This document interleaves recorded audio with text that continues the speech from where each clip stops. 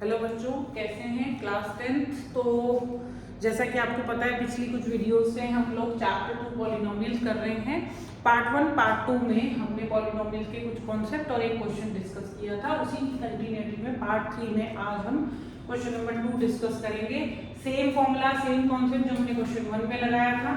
सबसे पहले x² - 2 है। अब इसके अंदर देखिए, यहाँ पर आप मिडिल टर्म स्प्लिटिंग भी नहीं कर सकते, ना ही यहाँ कॉमन आ रहा है। तो तीसरा ऑप्शन बचा आइडेंटिटी। तो हम इसे लिखेंगे x² - √2 का होल स्क्वायर।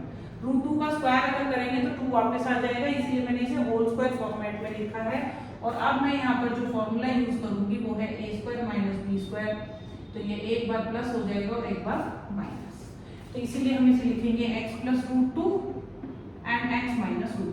ठीक है, ये तो हमारे फैक्टर्स हैं, बट हमें यहाँ जो जीरोस चाहिए, उस जीरोस के लिए हम पहले फैक्टर को 0 रखेंगे और फिर दूसरे फैक्टर को। तो x की वैल्यू ये 2 आ जाएगी। ठीक है, ये 2 वैल्यूज हैं। तो लेट करेंगे कि हमारा अल्फा जो है वो -√2 है और बीटा जो है वो √2 है। अब हमें इसका रिलेशनशिप वेरीफाई करना है, मतलब फॉर्मूला। तो बढ़ते हैं, इस आइडेंटिटी को मैं थोड़ा सा हटा देती हूँ यहाँ से। ठीक है, देखिए अब इसकी जो हमें 2 आइडेंटिटी यहाँ पर वेरिफिकेशन करनी है। एक है अल्फा प्लस बीटा जो होता है वो -b/a के होता है, और सेकंड आइडेंटिटी होती है अल्फा बीटा c/a। ठीक है, तो पहले केस में क्या करना है, यहाँ पर वैल्यूज डालनी है अल्फा और बीटा की, जो कि है -√2 और बीटा की है √2।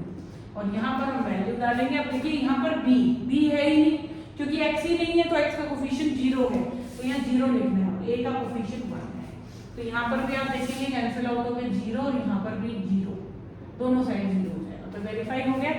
सेम इसी तरीके से अल्फा की वैल्यू -√2 और √2 मल्टीप्लाई होगा। c की वैल्यू यहाँ पर -2 है और a की वैल्यू 1, तो ये हो गया -2 = -2, और ये हो गया हेंस वेरीफाइड। ठीक है, तो ये हमने सेकंड क्वेश्चन जो किया, इसमें हमने आइडेंटिटी यूज करी है।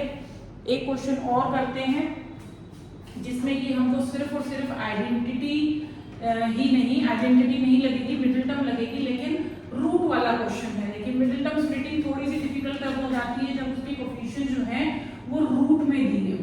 ठीक है, तो उसी पर बेस्ड एक क्वेश्चन मैं करवा रही हूँ। अगर आपने 9th क्लास में फैक्टराइजेशन किया होगा तो डेफिनेटली ये क्वेश्चन कभी ना कभी आपने जरूर देखा होगा। ठीक है, सो हमारा क्वेश्चन नंबर 3 है, f(x) की वैल्यू है √3x² - 8x + 4√3। और यहाँ पर भी सेम यही काम करना है, रिलेशनशिप फाइंड आउट करना है, मतलब वेरीफाई करना है। तो सॉल्यूशन देखिए, √3x² - 8x + 4√3। ध्यान से देखिएगा मिडिल टर्म स्प्लिटिंग कैसे करनी है। सबसे पहले कांस्टेंट टर्म उठाओ और यहाँ से x²